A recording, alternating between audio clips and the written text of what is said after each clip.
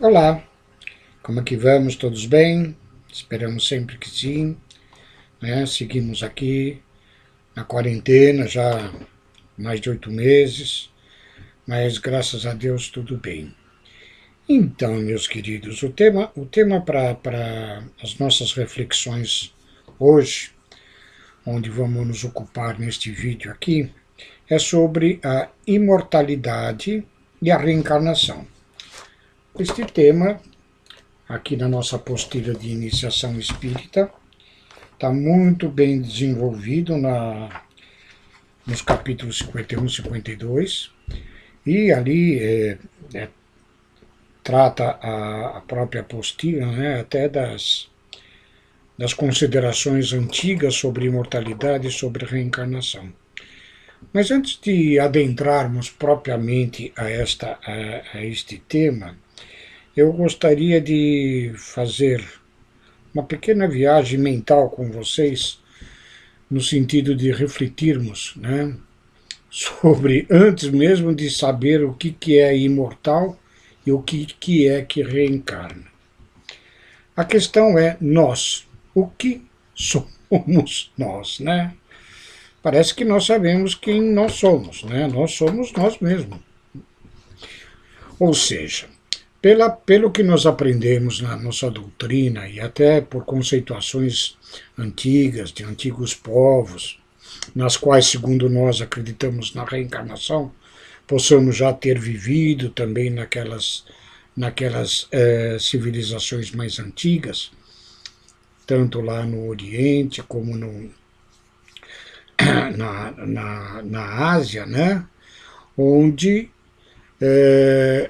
estes conceitos já eram mais amadurecidos, vamos assim dizer, do que no nosso mundo ocidental moderno, pós-Império Romano, podemos assim dizer, né? Mais ou menos só para a gente se situar no espaço e no tempo. Tá? Então, o que somos nós? Nós somos espíritos. Né? Nós aprendemos que nós somos um ser pensante, dotado de inteligência.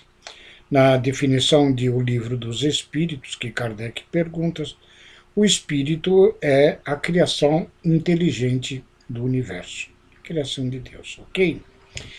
No universo existem dois elementos tão somente: espírito e matéria, ok? Então, espírito não é matéria e matéria não é espírito, ok?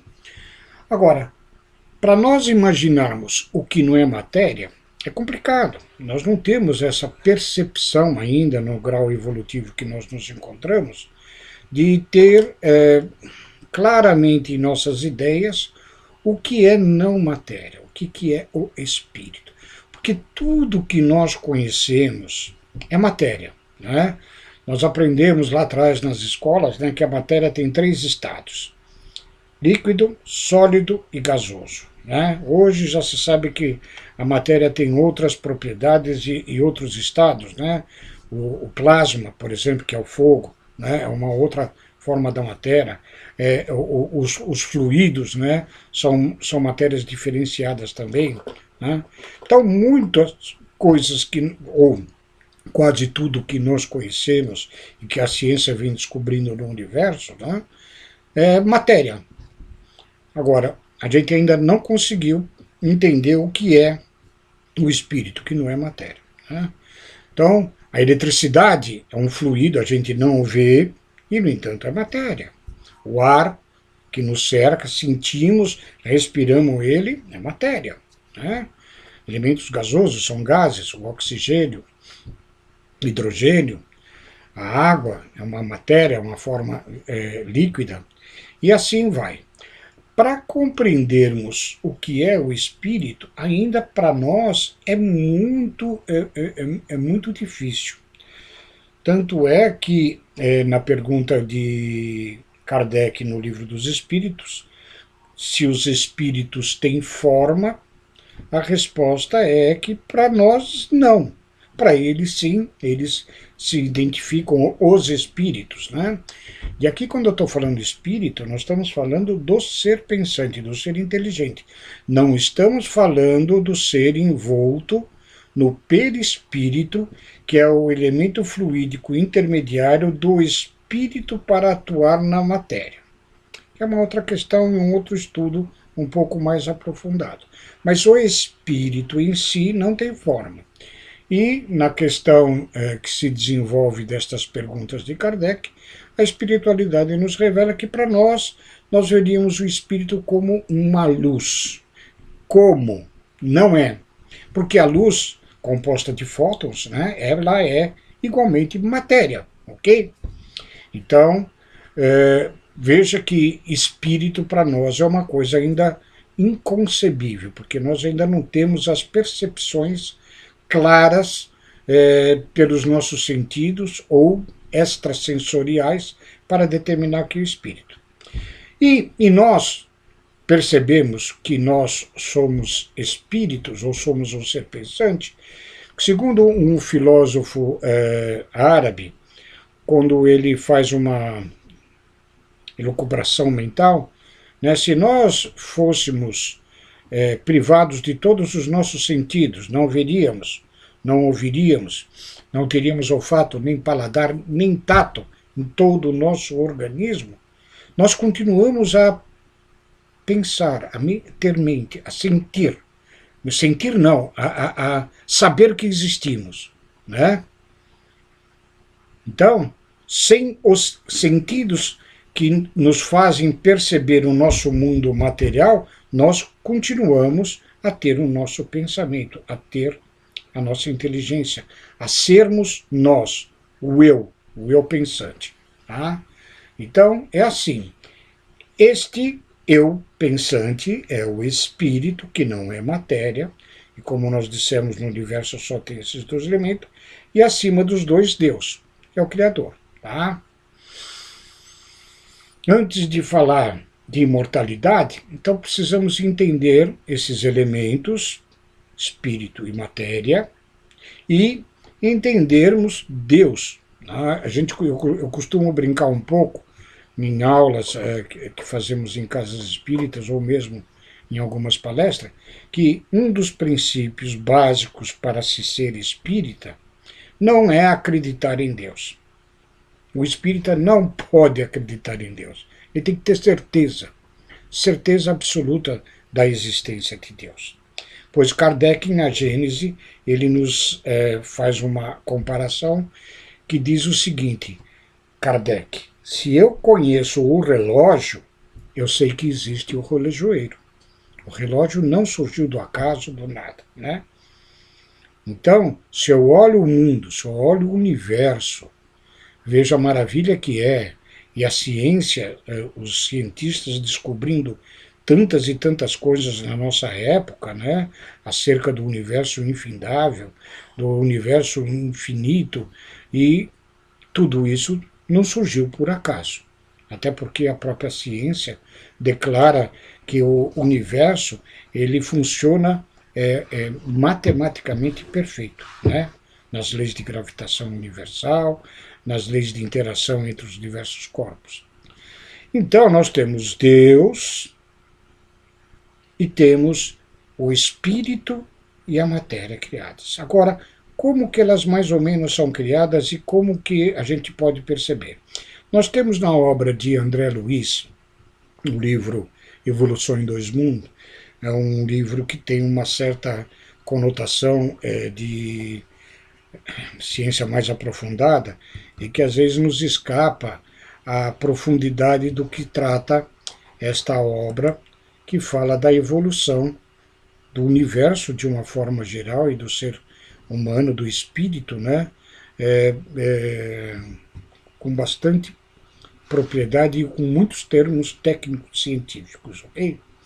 E logo na primeira parte deste livro, e no primeiro capítulo, gostaríamos de ler esse trecho para nós entendermos um pouco, para falarmos de matéria, de espírito e, no princípio, sobre a imortalidade, ok? Então a primeira parte se intitula Fluido Cósmico. plasma divino. O fluido cósmico é o plasma divino, hausto do Criador, hausto, a respiração do Criador, ou a força nervosa do todo sábio. Neste elemento primordial, o plasma divino, vibram e vivem constelações e sóis, mundos e seres, como peixes no oceano. Ou seja, nesse plasma divino, que é uma emanação divina de Deus, pelas nossas ainda pequenas compreensões do universo, tudo que existe está dentro deste plasma. Tudo é transformação deste fluido cósmico universal. Ok? A cocriação em plano maior. E aqui André Luiz nos diz o seguinte: nessa substância original, ao influxo do próprio Senhor Supremo, operam as inteligências divinas a ele agregadas. Inteligências divinas é aquilo que no livro dos Espíritos, né, está lá colocado como espíritos puros, aqueles que já atingiram um nível de perfeição possível, onde já não tem mais nenhuma materialidade ali envolver, que para nós são aqueles fluidos mais sutis do perispírito, tá? Mas que o espírito puro nem esta materialidade envolvendo-o possui, tá? Estas inteligências em processo de comunhão indestrutível, como os grandes devas da teologia hindu ou os arcanjos das interpretações de variados templos religiosos, tá? Extraindo desse hálito espiritual os celeiros da energia com que eles constroem os sistemas da imensidade em serviço de cocriação em plano maior, de conformidade com os desígnios do Todo Misericordioso, que faz deles agentes orientadores da criação excelsa. Co-criadores em plano maior, né? São eles que criam essas inteligências supremas, esses espíritos puros, tudo o que nós vemos de materialidade no universo. Sóis, as estrelas, os planetas, as nebulosas, né? Tudo isso é uma criação dessas inteligências superiores em comunhão com Deus, com o Criador. O Criador, ele tem o hausto divino, que é esse fluido cósmico inicial, esse primordial, tá? Nós, só para exemplificarmos, nós somos co-criadores em plano menor, né? Quando a gente atribui que Deus criou tudo, né, e a gente brinca falando que Deus criou os planetas, os sóis, as árvores, as plantas, os animais, as cadeiras, as poltronas. Opa! Cadeiras e poltronas não foram criadas por Deus. Foram criadas por nós, por os seres humanos, né? Utilizando o quê? Os recursos da natureza. A cadeira de madeira, os recursos das árvores, da madeira. As cadeiras de plástico, advindas dos processos de transformações do petróleo, né? Então nós somos já espíritos ainda muito pequenos na nossa evolução, co-criadores em plano menor, tá? Os espíritos puros são co-criadores em plano maior. Então, tudo que é matéria, ao que dá a entender esta obra de André Luiz, é de cocriação dos espíritos, tá? Que se utilizam deste hausto divino. E ele continua, só mais um parágrafo para a gente adentrar depois nas questões de imortalidade e reencarnação. Estas inteligências gloriosas tomam o plasma divino e convertem-no em habitações cósmicas, de múltiplas expressões, radiantes ou obscuras, gaseificadas ou sólidas, obedecendo às leis predeterminadas, quais moradias que perduram por milênios e milênios, mas que se desgastam e se transformam, por fim. De vez que o espírito criado pode formar e cocriar, mas só Deus é o Criador de toda a eternidade. Vamos lá começar agora a separar as coisas, né? Dá-nos a ideia clara de que os espíritos superiores, os espíritos puros, eles são co-criadores com o hausto divino de todos os sistemas que existem no universo. Todas as estrelas, todas as galáxias, todos os planetas, asteroides, cometas, o que quer que seja a nível de matéria. E como explica aqui, tudo isso pode durar milênios, séculos de milênios, mas tudo tem um fim, pois que a eternidade, a criação eterna, só pertence a Deus. E agora a gente vai fazer uma associação, né? Como ele fala ali, o espírito criado cria da matéria do hausto divino, e essa matéria é perecível. Só Deus cria para a eternidade. É uma conversa antiga, né, que o pessoal brinca para discutir as coisas que nunca se vai chegar a uma conclusão, né, discutir o sexo dos anjos. Né? Espírito tem sexo ou não? Hein? Fica aí a pergunta para vocês responderem. Não, o espírito não tem sexo. Não na forma como nós entendemos na matéria das nossas forças genéticas, né, onde o ser humano, o espírito encarnado, ele se reproduz através dos órgãos genitais e gera matéria, gera um outro corpo para a encarnação, vamos falar por enquanto, encarnação de um espírito naquele corpo. Então o sexo é utilizado para gerar matéria para ser o habitat de um espírito, ok? Espírito não gera espírito, não tem esta função criadora que o sexo nos propicia na matéria, pois que espírito é criação de Deus. E aí, para entender esta criação, é uma coisa muito complexa para nós. Se nós não conseguimos nem saber exatamente o que nós somos, que não somos matéria, nós somos um ser pensante, eu sou mente, eu sou inteligência, ok?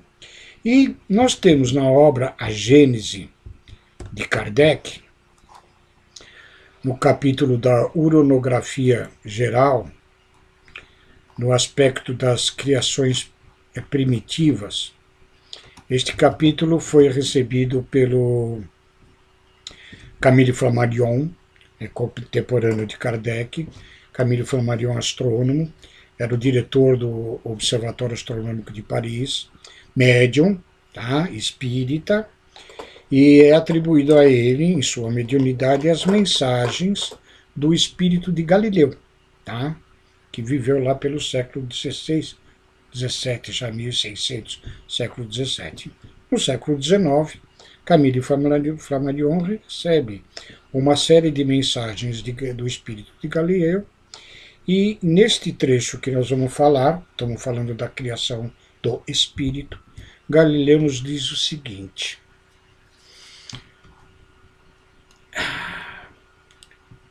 até aqui temos guardado silêncio sobre o mundo espiritual, que também faz parte da criação, ok? Cumpre os seus destinos conforme as augustas prescrições do Senhor.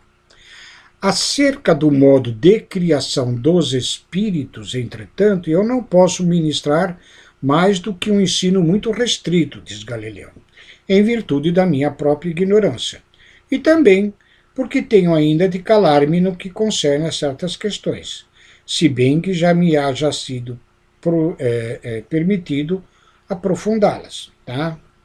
E ele continua nesse parágrafo. Aos que desejem religiosamente conhecer e se mostrarem humildes perante Deus, direi rogando-lhes que não criem nenhum sistema prematuro baseando-se em minhas palavras. Então vamos lá.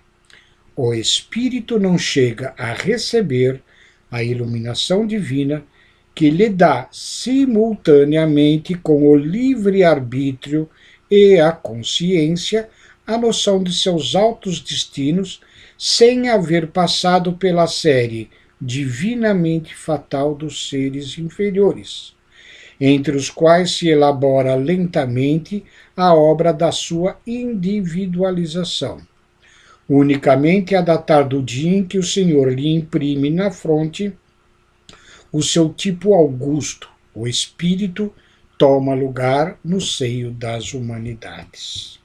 Ou seja, o que Galileu está nos dizendo é que existe deste fluido primordial, desses fluidos cósmicos, desse hausto divino do Criador, existem os elementos que os espíritos puros fazem a criação de tudo quanto é da parte da matéria dentro do universo. Porém, é da criação divina o princípio inteligente, o princípio vital existente nesse hausto do Criador, que ele se transforma e passa a evoluir através, segundo as palavras de Galileu, da série divinamente fatal dos reinos inferiores. O que ele quer dizer? Do reino mineral, do reino vegetal e do reino animal. Só quando este princípio inteligente se desenvolve a ponto de receber a individualidade por Deus, fazendo com que ele tenha livre-arbítrio e responsabilidade, que é a condição para ele se tornar um espírito. Não quer dizer que nós tenhamos sido individualmente, cada um de nós, algum animal, alguma planta ou algum mineral. Não. Significa que o nosso eu inteligente não era individualizado e, num dado momento, quando esse princípio inteligente atingiu um ponto de maturação, vamos assim dizer, Deus imprime nele a individualidade, o livre-arbítrio, a sua consciência. E a partir daí, ele é um ser humano, ele é um espírito. Antes não. Antes é princípio inteligente, mas não é individualizado. A partir do livre-arbítrio, nós somos espíritos, somos humanos, ok? Então é isso. Agora, é exatamente este elemento criado também do hausto do Criador, do princípio inteligente evoluído, individualizado e dotado de livre-arbítrio, é que é imortal. Hoje nós temos uma noção ainda que intuitiva de que nós possivelmente continuaremos a existir. Isso já está embutido na nossa consciência, né? Então nós temos na nossa apostila, na primeira parte, a respeito da imortalidade, uma série de crenças retratada ali, e vocês já devem ter lido, e se não leram, por favor, leiam, né? Que tem lá as crenças antigas na imortalidade. Então, aqui na nossa apostila, vai trazer diversas observações dos povos antigos da China, dos povos antigos da Índia, lá do Antigo Egito, né? De todos, principalmente do Oriente, do Ocidente, tá? Todas essas considerações sobre a imortalidade da alma, tá? Aliás, uma distinção que a gente tem que fazer, por força de entendimento, né? Isso está na parte introdutória do Livro dos Espíritos. A alma e espírito, na realidade, é uma coisa só. É que Kardec, até para diferenciar, ele coloca como alma o espírito encarnado, o espírito que está preso já num corpo terreno. E espírito, aquele que está desencarnado, é o que está liberto da matéria do corpo, não da matéria do perispírito, que também é um fluido e é uma matéria igualmente, mais sutil e imperceptível aos nossos sentidos, mas que é possível de ser materializada, né? Existem médios de efeitos físicos que podem fazer essa materialização desta matéria de perispiritual, ok? Então, a imortalidade, ela se prende ao espírito, a este ser criado por Deus, ok? Pois que as construções materiais realizadas pelos espíritos puros E mesmo as coisas que nós cocriamos aqui em plano menores, vidro, plástico, podem até demorar, hoje nós sabemos a poluição do mundo com os plásticos que demoram 1 milênio para se decomporem na natureza, podem ter duração longínquas, mas se deterioram, se decompõem, volta-se aos seus estados, às vezes, primitivos de matéria, ok? Então, a imortalidade é a conceituação que se dá ao espírito. Tá? Então, nós somos seres eternos, imortais. Eterno também, a gente usa essa palavra, mas é bom que a gente tenha uma conceituação religiosamente mais bem definida, que quando a gente fala em eterno, a conceituação no campus das religiões, a eternidade significa que não tem princípio nem fim. Espírito tem princípio, ele é criado. É a partir de uma evolução de um princípio de inteligência, mas ele é individualizado em dado momento e é um ser humano individualizado. Ok? Princípio inteligente, não. Agora, só Deus é que tem o dom da eternidade, pois que é o incriado, não tem princípio nem fim. Como algo não pode ter princípio? Na nossa concepção ainda não dá para entender isso, né? Para nós tudo tem que ter um início, um princípio, tá? Porque nós conhecemos muito pouco. Para nós tudo ainda, no nosso âmbito dos sentidos, tudo é matéria. Nós mesmos não sabemos direito o que nós somos, o espírito. Não tem forma, assemelha-se, segundo o livro dos Espíritos, a uma luz, e luz também é matéria, então não é luz, mas possa nos dar ideia de luz, ok? Isso posto, este ser, o ser humano, o espírito, que tem esta imortalidade, que ele, após a morte do corpo físico, ele continua a existir nos nossos níveis evolutivos, ainda no âmbito da matéria, envolto no perispírito, só quando ele atinge os graus de perfeição, de estado de pureza, e essas questões sobre os diversos estados de evolução do espírito estão na questão número 100 e seguintes de O Livro dos Espíritos, só quando ele atinge esse estado de espíritos puros é que eles não mais necessitam de uma materialidade a lhes envolver. Porque essa materialidade fluídica que o envolve, é o elemento pelo qual o espírito atua sobre a matéria. Dá-nos a entender, segundo aquela parte que lemos de André Luiz, no livro Evolução em Dois Mundos, de que esses espíritos atuam com a vontade e o pensamento dentro daquele hausto do fluido divino do Criador, que é algo que também possa ser imaterial para os nossos entendimentos. Ok?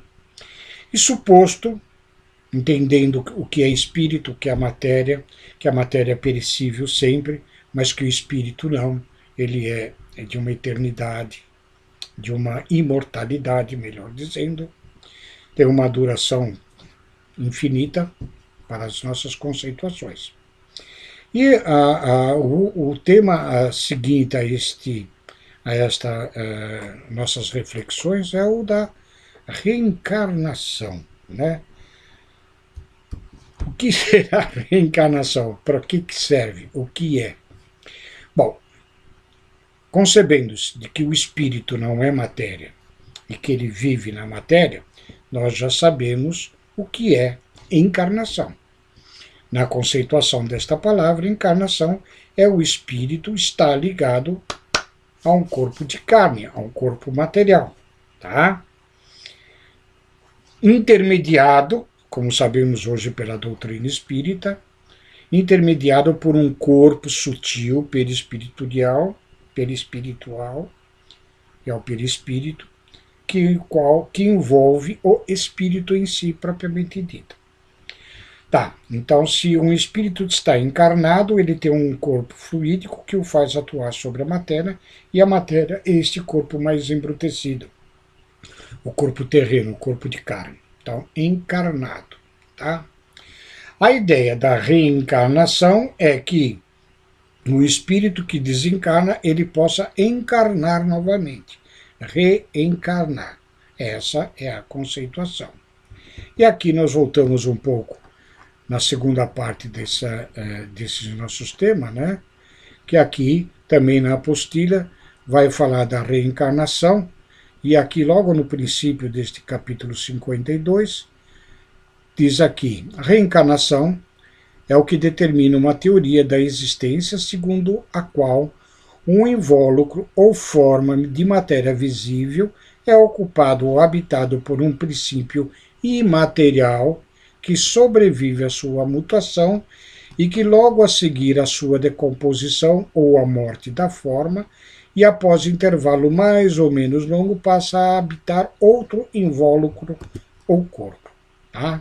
Então, ou seja, reencarnação é o espírito habitando o corpo, depois ele desencarna, morre, a matéria, o espírito continua a existir, pois que é imortal, e depois de um certo tempo de vivência na erraticidade, ele vai ocupar um outro invólucro, um outro corpo, ok?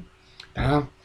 E aqui também na nossa apostila de iniciação espírita, ali vai trazer diversos exemplos que vocês vão ler, estudar, sobre os diversos povos que já admitiam os princípios da reencarnação. Tá?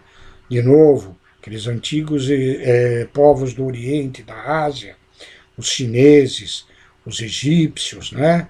E aí é interessante os egípcios, né?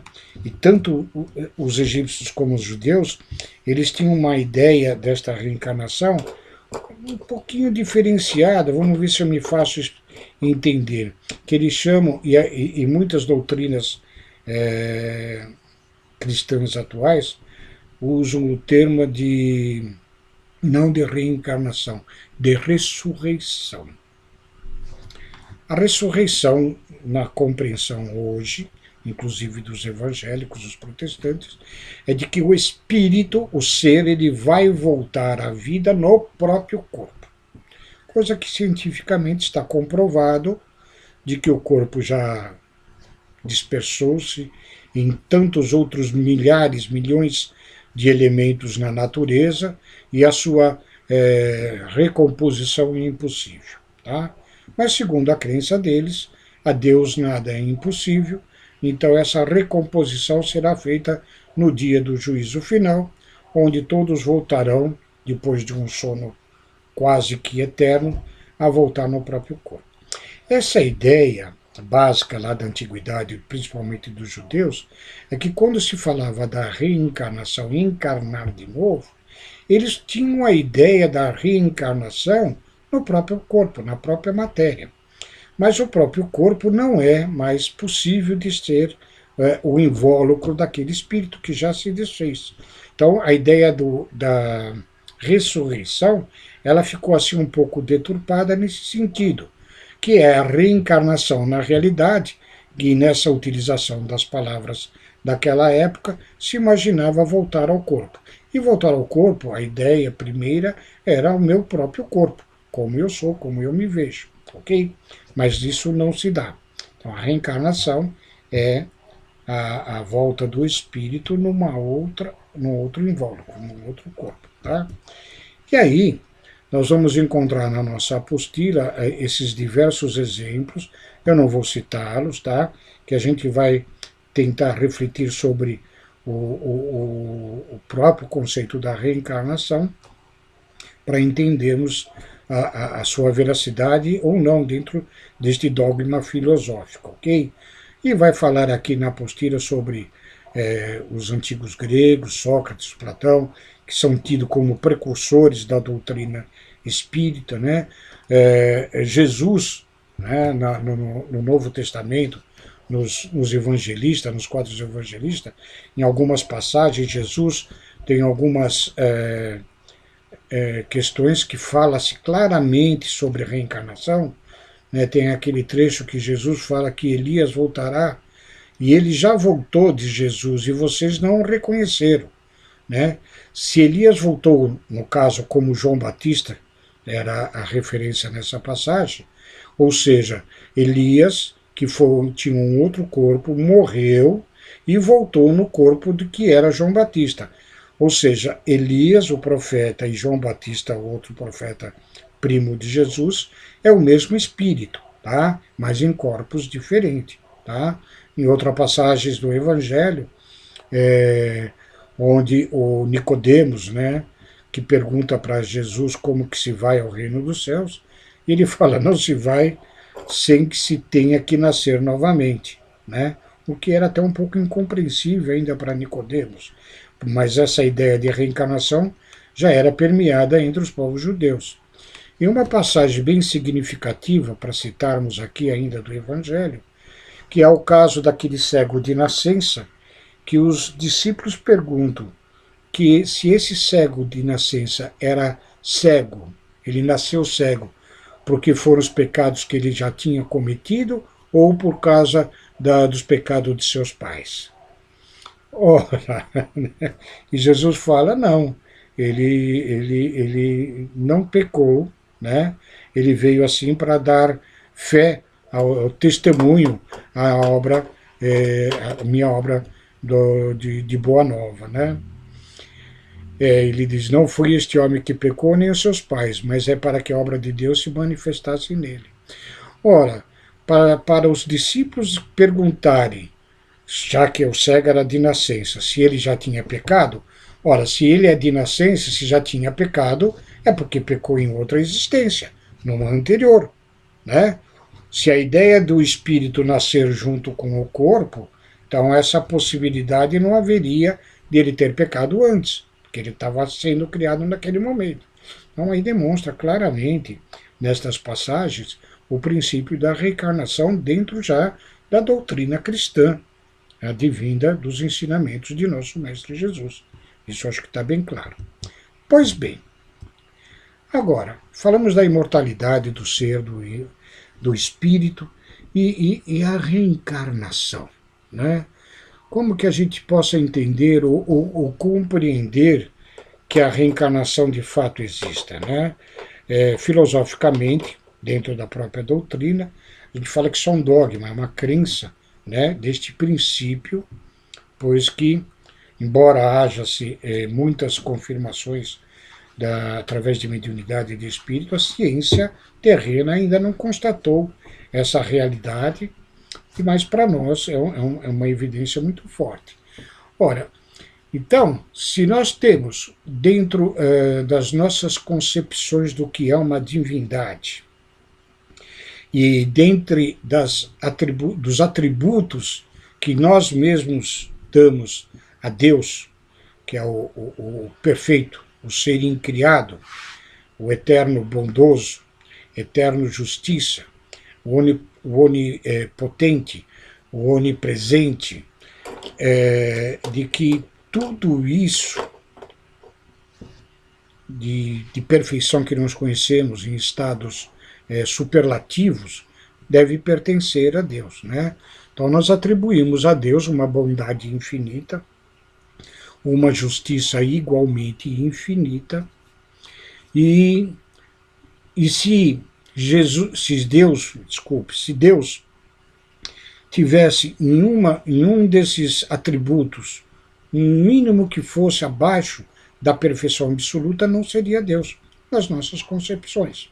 Tá? Seria talvez um espírito um espírito perfeito, um espírito puro, mas não Deus. Ok? Pois bem, através da observação e da nossa própria ideia desses atributos divinos, e sabendo das existências dos espíritos criados, imortais, e que nascem, vamos falar primeiro que encarnam na Terra, né, e compreendendo a justiça de Deus, e aí só pelo nascimento a gente já vê que, nas nossas concepções, a justiça de Deus é falha. E muito falha. Né? Como que pode, dentro da justiça divina, um ser, um espírito imortal, nascer perfeito, com todos os seus órgãos funcionando, e outros com uma série de imperfeições, desde perdas de algum sentido, cegueira, mudo, surdo, aleijado, com deformações físicas graves, tetraplégicos, né? E outros em perfeitas condições físicas, né? Então, muitos que combatem o princípio da reencarnação e contra esse argumento de que Deus não seria justo permitindo que todos os espíritos que nascem a partir daquela encarnação, os espíritos são criados junto com o corpo, né? E que Deus não é justo, pois que não dá as mesmas condições para os seus filhos, para a sua criação, em igualdade de condições. Ou seja, alguns a perfeição e outros completa imperfeições, sem possibilidades de se desenvolverem ou se desenvolverem sozinhos, ok?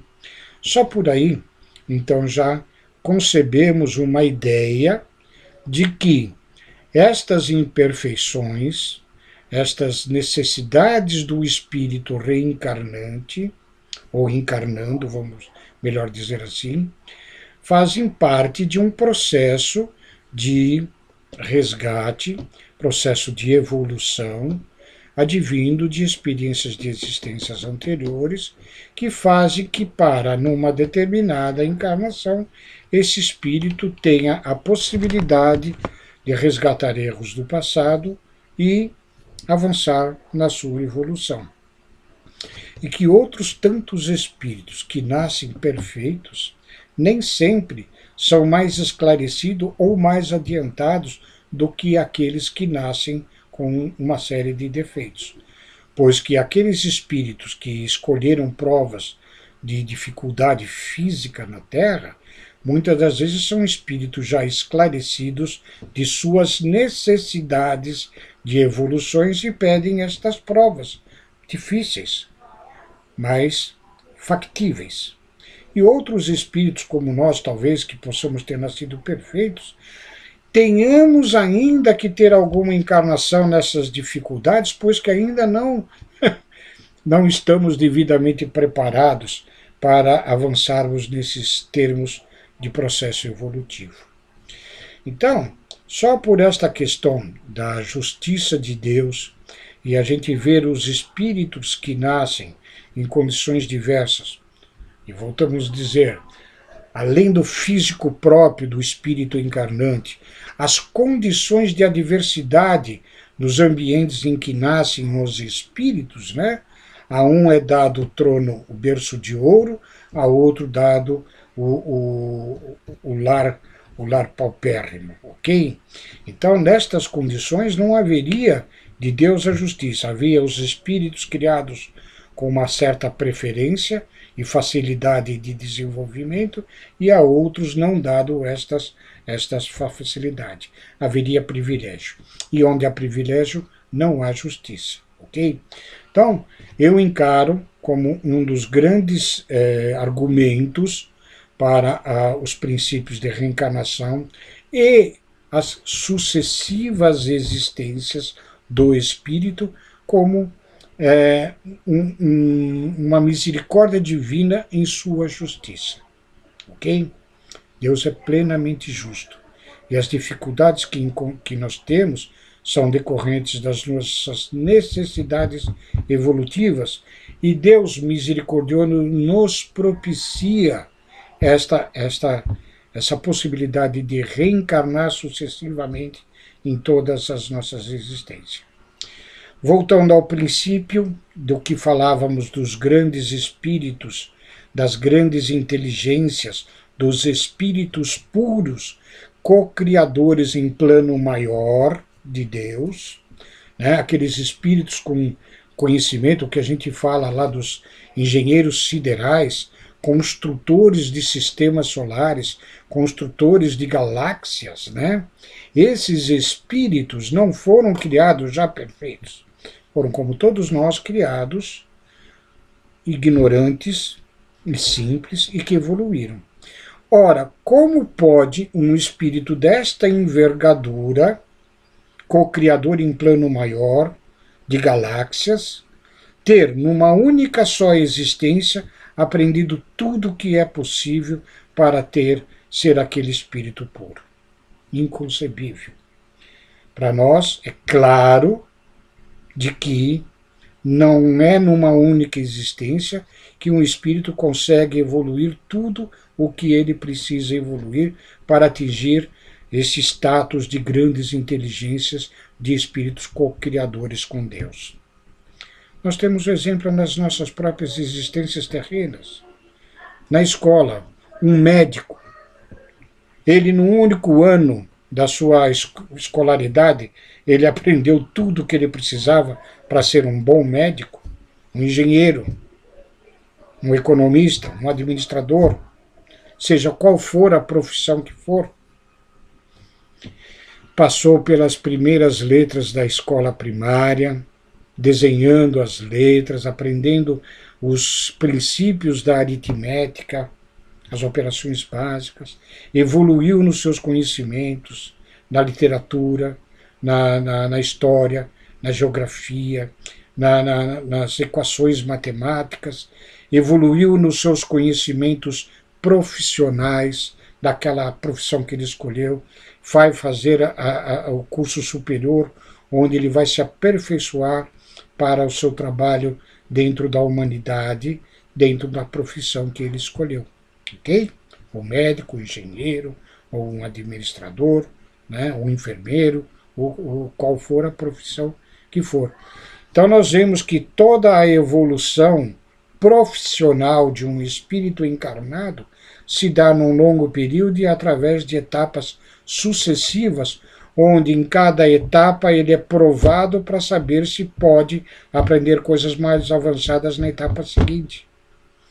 Na vida do espírito, igualmente, nós temos diversas existências e em todas as existências nós somos provados naquilo que nós já aprendemos, daquilo que nós já evoluímos em nossas virtudes, naquilo que nós já evoluímos na abstenção de muitos defeitos, e em cada uma nós somos provados para saber se na próxima encarnação nós podemos ter concepções mais avançadas neste nosso processo de evolução. Portanto, a reencarnação são as sucessivas existências propícias ao desenvolvimento humano para atingir estados de perfeições que ainda escapam à nossa compreensão.